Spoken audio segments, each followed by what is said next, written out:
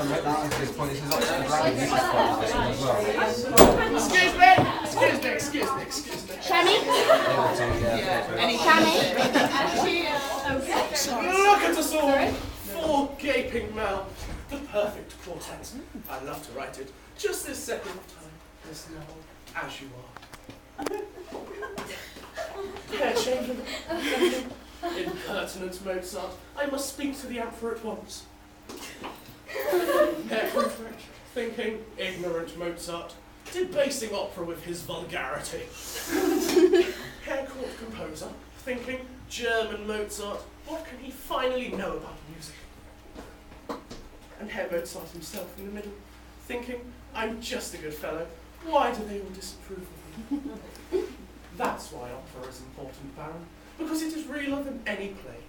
A dramatic poet would have to write all those thoughts down one after another to represent this second of time.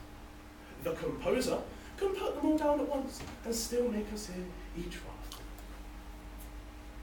Astonishing device of vocal quartet. I tell you, I want to write a finale lasting half an hour. A quartet, becoming a quintet, becoming a sextet, on and on, wider and wider, all sounds multiplying and rising together, and the together becoming a sound entirely new.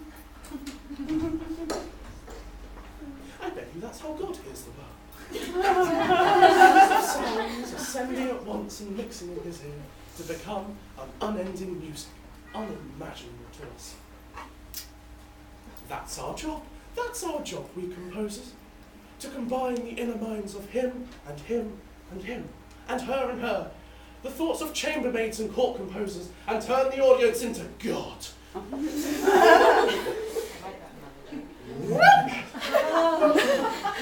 Sorry, I talk nonsense all day. It's incurable. Just ask Stanton.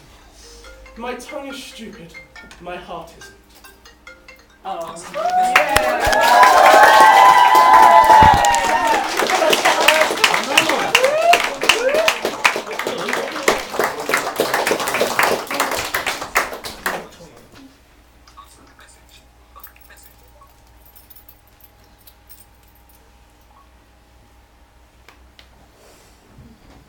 The Honourable Lady of the House. Which is she? Speak to me. I shall answer for her. Your will. Most radiant, exquisite, and unmatchable beauty. I pray you tell me if this be the lady of the house, for I never saw her. I would be loath to cast away my speech, for besides it is excellently well paid. I have taken great pains to form it. Good beauties, let me sustain no scorn. I am very comfortable, even to the least sinister usage. Whence came you, sir? I can say little more than I have studied, and that question's out of my heart. Good gentleman, give me modest assurance if you be the lady of the house. Are you a comedian? No, my profound heart, and yet, by the very fangs of malice, I swear, I am not that I pray. No. Are you the lady of the house? If I do not usurp myself, I am. Most certainly. If you are she, you do usurp yourself. For what is yours to bestow is not yours to reserve. This is from my commission. I will honour my speech in your praise and then show you the heart of my message. Come to what is important in it. I forgive you the praise. Alas, I have taken great pains to study it, and 'tis poetical. It is the more like to be feigned. I pray you keep it in. I heard you were saucy at my gates, and allowed your approach, rather to wonder at you than to hear you. If you be not mad, be gone. If you have reason, be brief. 'Tis not that time amoon me, and to make one, and so skipping a dialogue. I bring no overture of war, no taxation of homage. I hold the olive in my hand. My words are as full of peace as matter. Yet you began rudely. What are you? What would you? The rudeness that hath appeared in me have I learned from my entertainment. What I am and what I would are a secret as maidenhead to your ears, divinity, to any others, profanation. Now, sir, what is your text? Most sweet lady. A comfortable doctrine, and much may be said of it. Where lies your text? In Orsino's bosom. In his bosom? In what chapter of his bosom? to answer by the method, the first of his heart. Oh, I have read it. It is heresy. Have you no more to say? Good madam. Let me see your face. Have you any commission from your lord to negotiate with my face? You're now out of your text. But we will draw the curtain and show you the picture. Look you, sir, such a one I was this present, unveiling. Is it not well done? Excellently done, if God did all. 'Tis in great, sir. 'Twill endure wind and weather.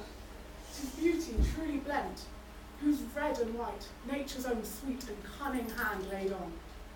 Lady, you're the cause she alive, if you'll leave these roses to the grave, and leave the world no copy. Oh, sir, I will not be so hard-hearted. I will give out diverse schedules of my beauty, and it shall be inventoried, and every particle and utensil labelled to my will. As item, 2 lips, indifferent red. Item, 2 grey eyes with lids to them.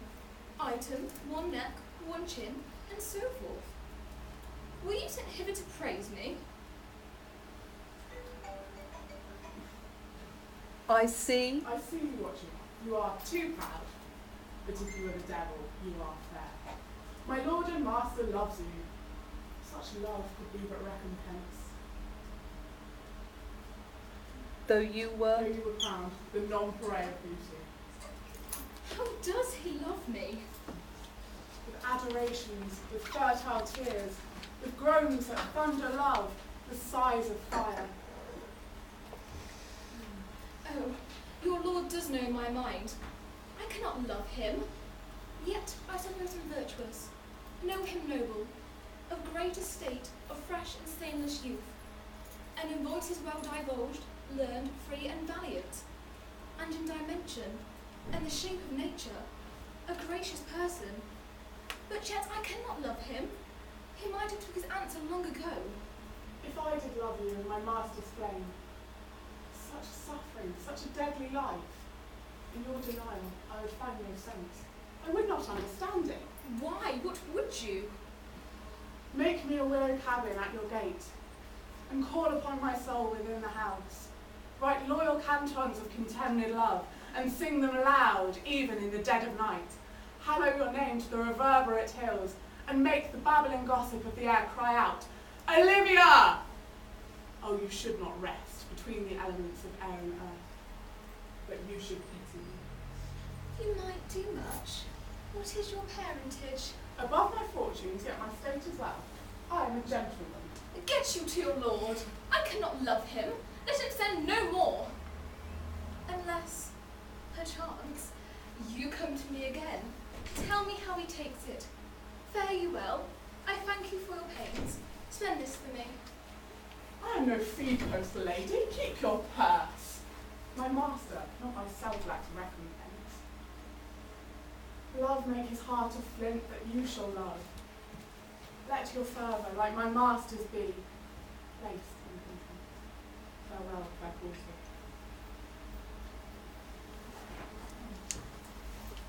What is your parentage? Above my fortune, yet my state is well. I am a gentleman. I'll be sworn thou art. Thy tongue, thy face, thy limbs, conscience and spirit, to give thee fivefold blazon, but not too fast. Soft, soft. Even if the master were the man, how now? Even so quickly may one catch the plague. Methinks I feel this youth's perfections with an invisible and subtle stealth, to creep in at mine eyes well. Let it be.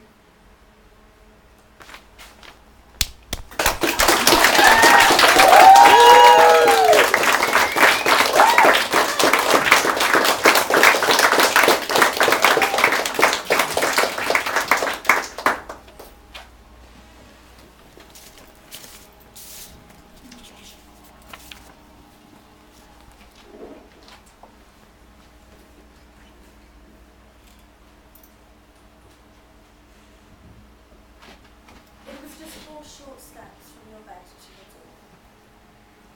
But crossing that threshold meant leaving my little self-made sanctuary. a sanctuary that I had woven for myself out of false hope and the "he doesn't just want me for sex" attitude.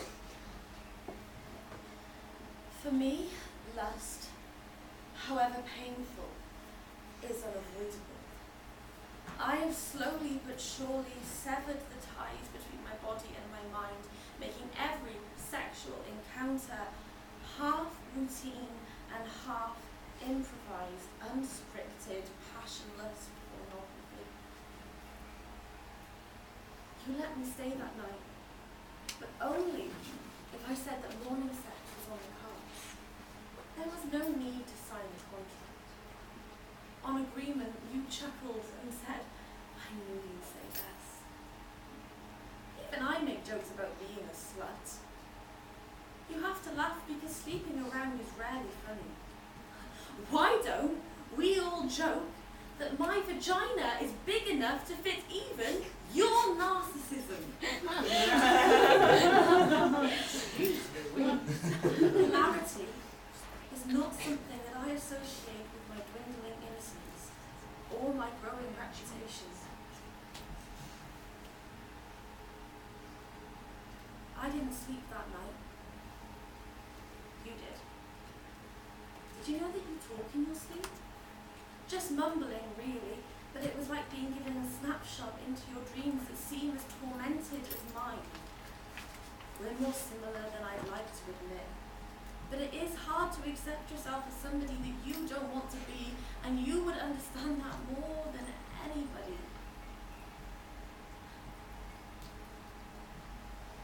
And you woke. You turned over expectantly, rolling your body towards mine and firmly wrapping your arms around my torso. I flinched. You didn't notice. I didn't expect you to. I fulfilled my half of the contract. Without passion, I couldn't look you in the eye. We exchanged no words, nothing needed to be said. You must have known that I didn't enjoy it. Tears were a clue. I feel as though it is unjustified to accuse you of sexual misconduct or assault. Because when push came to shove and hands clawed on skin, I consented. The sun began to crack through the blinds as I put my clothes on and left. You whispered a satisfied goodbye as I took those 4 short steps from your bed to your door. We haven't spoken since.